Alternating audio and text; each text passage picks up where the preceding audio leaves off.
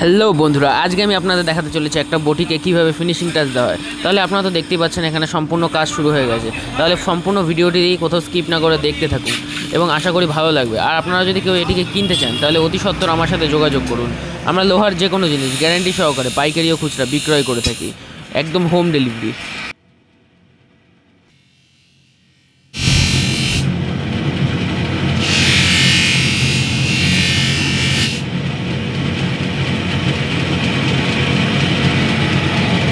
কারবাই করতে হবে, ওটা আমাদের জেলা শ্রেণীর বোর্ড রয়েছে না বারাসাতে, ওখানে গিয়ে সমস্ত লেখাপড়া শেখায় কেন? এসব চোখ ফোটানোর জন্য।